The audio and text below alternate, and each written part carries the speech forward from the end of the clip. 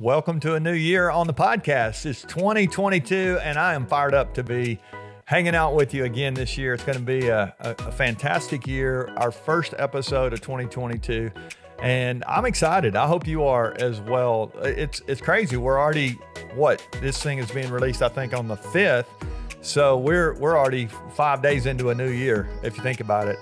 And so this is it's already on, which means probably our resolutions are out the window. I don't know if you're a big resolution person. I'm not. I actually would rather have a plan than a resolution, but I'm excited to be with you today. Thanks for being with us. Thanks for sharing, being part of our audience. Not going to spend a lot of time today. I think this is a very important conversation here as we start a new year. I'm excited about it, and so I'm going to share with you today some areas of my life. I call them key areas. I don't know, or key concepts, I guess would be a better way to say it. And then give you the questions that I have put with those to help me think about those.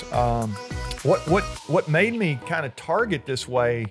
I'll rewind the tape a little bit. A couple years ago, I read a book called High Performance Habits by Brendon Burchard. Maybe I'll do a review on that, because one of the things we're going to do this year, I'll go ahead and give you a little glimpse, is we're going to review some books for you. So maybe we'll make that our book of the week sometime. I'm going to share a book each week with you as we go into this year. But one of the things that Brendon talked about were these. He had these different habits, and I've changed a little bit of kind of the language and helped me think about it, but. I came up with these 6 areas that I think are a good way, these concepts that are a good way for me to think about my life. And so the concepts, and I encourage you, if you're riding down the road, and don't pull over right now, but if you're watching on YouTube, you might just jot yourself some notes today. Maybe we'll put these in the show notes as well. But I like these areas. They keep me focused on really what matters, and help me to make sure that I'm living, an intentional life, a targeted life, not just a sporadic life, but really a strategic life. And so you only get one life, and I think it's good to have a way to think through, like, what are you really trying to do here? So really, as I kind of give us this first episode of the year, I think that is the big question. Like, what are you really trying to accomplish?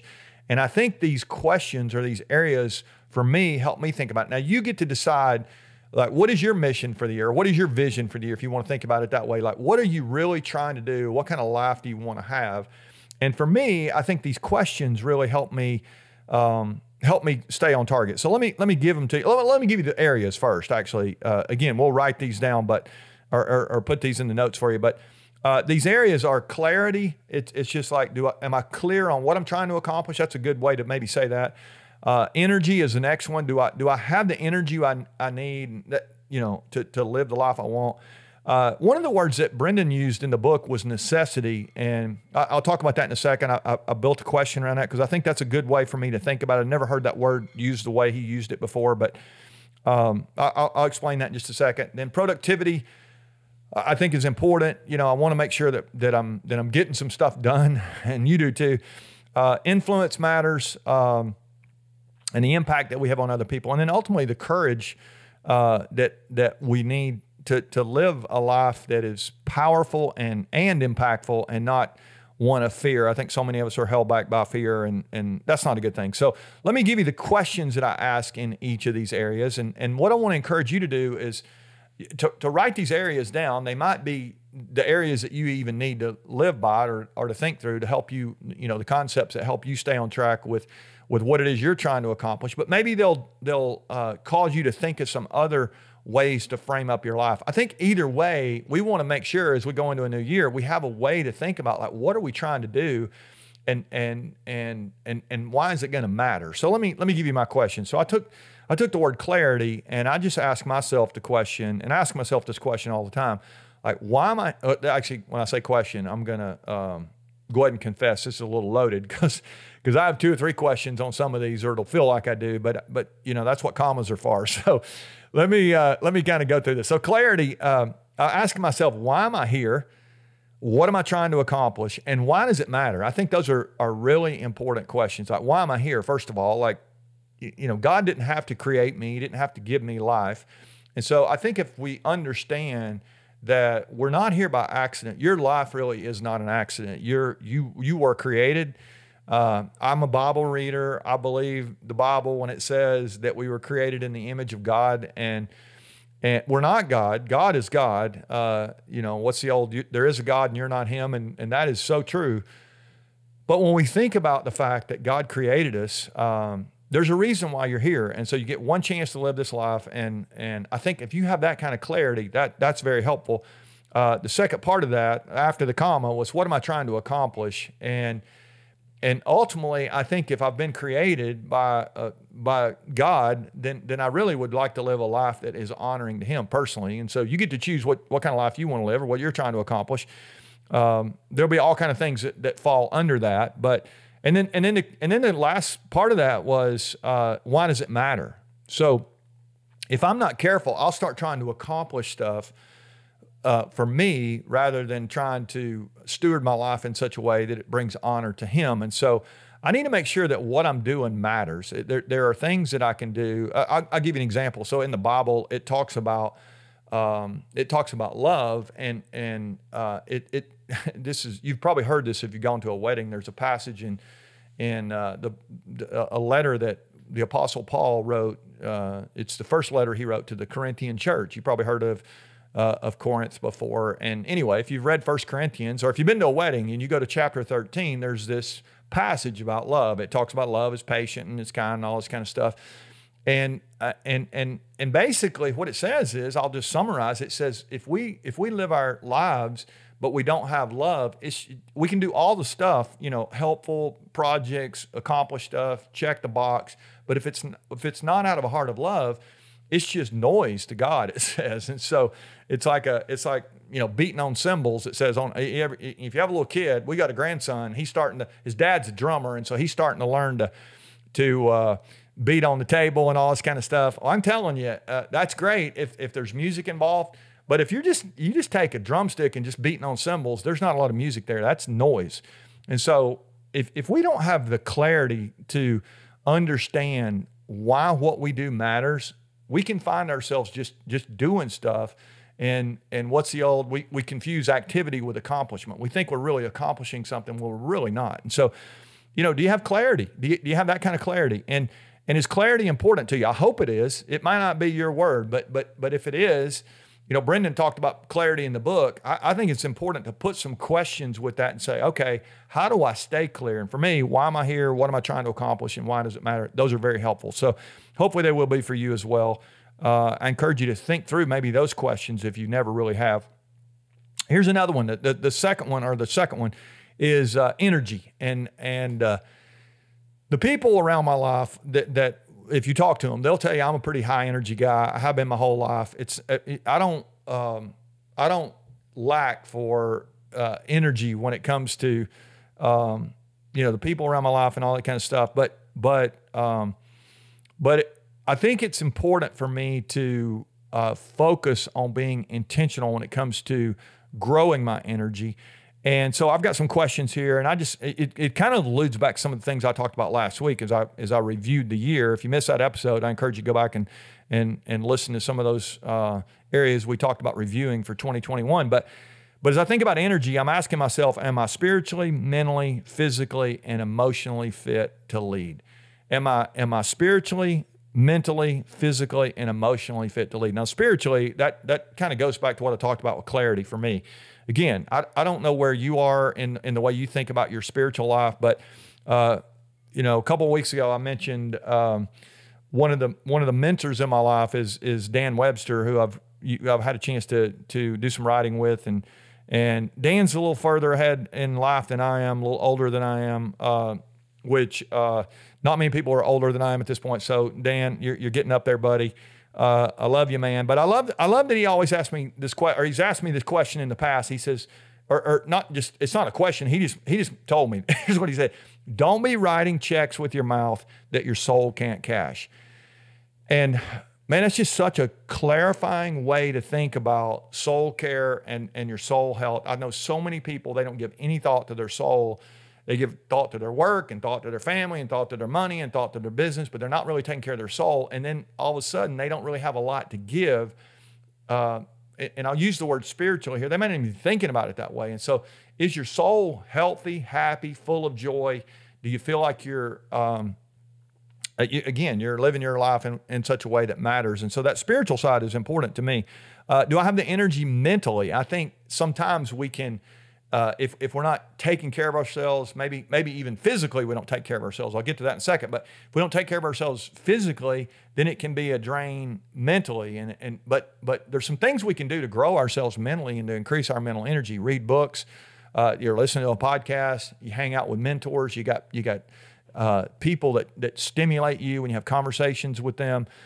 So there's some things you can do to, make sure that your mental energy is where it needs to be. And so for me, I'm asking myself, am I spiritually, mentally, and then physically, am I hydrating? Am I resting? I didn't say anything about exercise and nutrition.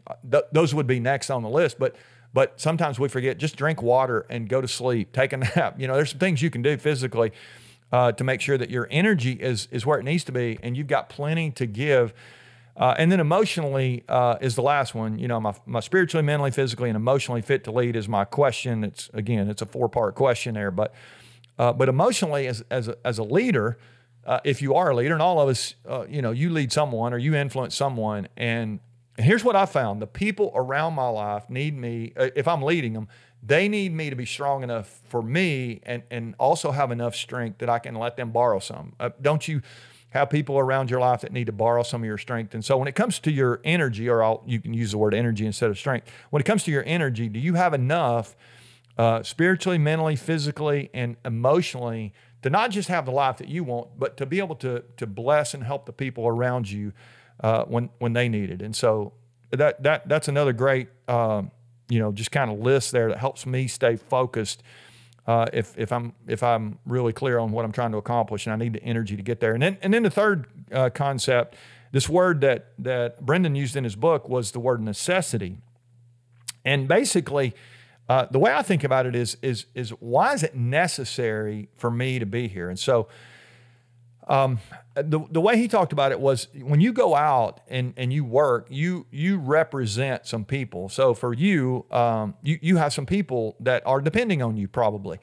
And I know I do. I have a wife that depends on me, just like I depend on her. And, years ago we had kids that were depending on us, and now we have people that we're trying to help that are depending on. They may not even know it, but my work, when I go out and have a chance to do that, it really creates a necessity for that work. It just reminds me that this matters, that I go do this so I can create some resources to be able to help some people and be able to keep a roof over our heads. We love living indoors. That's great. So my question here is, am I bringing glory to God and honor to my family? Because I do want to go back to what I said a moment ago about stewarding my life. If I've been created, I want to make sure that I understand that I really need to represent God in my work.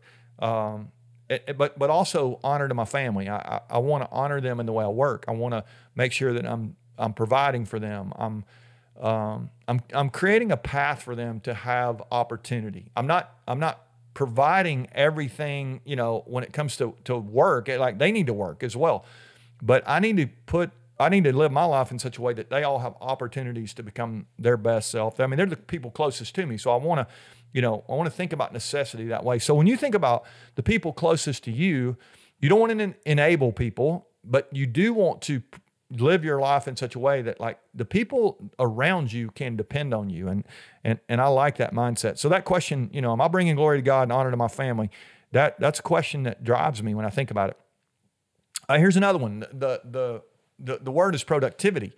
And you're going to work this year. You're going to produce stuff this year. You're going to have projects, and you've got a job, and you're making stuff, products, whatever you got going on. We're all sort of in a different place. But my question is this: does my work matter to the world? Does it matter? And I don't know about you, but I can only do things that really don't matter for so long. And I think it's true for you. I mean, research would show studies would show, or you just start talking to people, if people don't feel like what they do or what they're doing matters, it will not be very long until they're disengaged or their engagement goes way down. That's what the research would show. And so, so my question for you is this: as you go into this new year, does your work matter? Does it matter to the world? Is it making the world a better place? Is it adding value to just individuals? I mean, this might not be, you may not feel like, man, I'm changing the world, or this is even life-changing, but there ought to be somebody's life who's being altered by the way you're doing your work. If this question matters to you. When I think about productivity, it's not just more books, more, talks, all these kind of things. I want those things to be able to help people. And that's why we actually do this. And so we want to do work that matters to the world, and you do as well. And so I think that's a good question, which kind of leads to the next one. I love how these are sort of build on each other, and that's the word influence. And the way I ask the question here to myself, and I encourage you to ask this question: does my work add value, in my case, to leaders based on their needs? You may not be working with leaders all the time. You maybe have a team that you work with, or maybe you have a team that, a group of peers, or maybe you're a part of a team. I know we have people that listen who are part of sports teams and all kind of stuff. But when I think about my influence, does my work add value to the people around my life based on their needs, not based on my needs? When I go into a talk, we get to do all kind of business opportunities to do training and keynotes and all that kind of stuff. It's fun. By the way, if you need somebody to come talk to your group, give me a shout. I'd love to come help your organization. That'd be great. But I'm always asking myself, what is it that they need to hear? Not what do I want to say? I try to design that around the organization. So let's say, for example, they've got low engagement, then we take some of our engagement work in there and we'll help them work on that to build a culture of engagement. Or maybe they're struggling with execution. So we've done all this work on, when we help Chick-fil-A with their work on execution, we train that stuff. And so we want to make sure that it fits what we're trying to do. And if it's not a lane we run in, I don't want to go and do that and take somebody's money if it's not going to add value. And so that's kind of the way I think about it. For you, you're going to have to connect your own dots, but does your work add value to the people around you based on what it is they need, not based on what you want to say or what you want to do, but based on what it is they need? And I think that's when we become more valuable, when we add value. And then lastly here, I think as I go in this new year, I'm using the word courage here. I want to here's my question. Do I diligently lead with passion and a bias for action in spite of fear? And I know so many people that fear holds them back. I look at them and I'm like, you have so much great stuff in you, and yet you're afraid to try, or afraid to stretch, or afraid to fail, whatever. The fear grips us all in so many ways. But I like the reminding myself that I need to be leading with passion, and I need to have a bias for action. I think, and I'm a passionate guy. I mean, I really am. I mean, if you ask people around my life about my energy, they'll say he's an energetic guy. But the number one word a lot of people would say is this guy has a lot of passion. It's what's been said about me for years. And yet I've got to fuel that, and I've got to continue to work on that, because if I'm not careful, I'll do something without my heart being in it, like I talked about a moment ago. And if it doesn't really have, it's almost like the love thing. If I do it and I don't have love in it, I think it just becomes noise. And so, much like what we talked about a moment ago. And so I want to diligently lead with passion. I want to have a bias for action, and you do too. You want your heart to be in stuff this year. You want to be engaged with the people around your life, and with the projects and the products and whatever it is, the games that you'll participate in. Even in practice, you want to show up and you want to give your very best. You'll feel really great about yourself on the back end. And by the way, if you're in the sports world, you're going to position yourself to win if you practice in an engaged way, just like the rest of us will in all these other areas of our life. I think about it like a bank account. I mentioned this a couple of weeks ago. It's like when we make those deposits, those engaged, passionate, bias for action deposits, it just compounds. And so it's there. We can draw it out when we get down the road. So as we go into a new year, this week, I wanted to just start with the overarching question of, what are you really trying to accomplish? What are you trying to do? What's your vision for the year? And then I really want to challenge you to say, okay, I got to have some concepts that are, again, like these concepts of clarity and energy and necessity, the things that we talked about. Those may not be yours, but you need to have some concepts that you say, these are the things that are going to get me to where I want to go. If I'm trying to accomplish something, I need to have a strategy to get there. And once I have that in place, then I can say, okay, what is maybe the one question that's going to help me in this area to have the life that I want? And I think as you begin to think through those questions, they really will keep you on track, and they'll give you a way to be intentional and drive toward the goals that you have. So we're going to have a great year together. We're going to talk about some of this stuff that in some ways nobody else is really talking about. And it's helpful to me. And so I'm hoping it's going to help you. I believe it is. I've talked to a bunch of people and they're saying, here's what we need to hear about and talk about. And I think as we do that, this conversation will continue to grow. We're excited about the content we're going to bring you this year. We'll tell you more about that. Look for that book of the week. It'll come out this week. Our first book. I'm excited about that. Going to release that this week as well. And yeah, it's gonna be a fantastic year. So you guys keep spreading the word. Keep hitting that like button. If you would share, it'd be great. Love it if you'd leave us a comment. Just helps us grow the channel, and we're trying to do that so we can help you grow just like we do. So you guys have a great week. It's the first week of the year. You get off to a good start. You position yourself to start stacking those wins every week, and ultimately we'll level up as we go through the rest of 2022. All right. Happy New Year. Have a great week.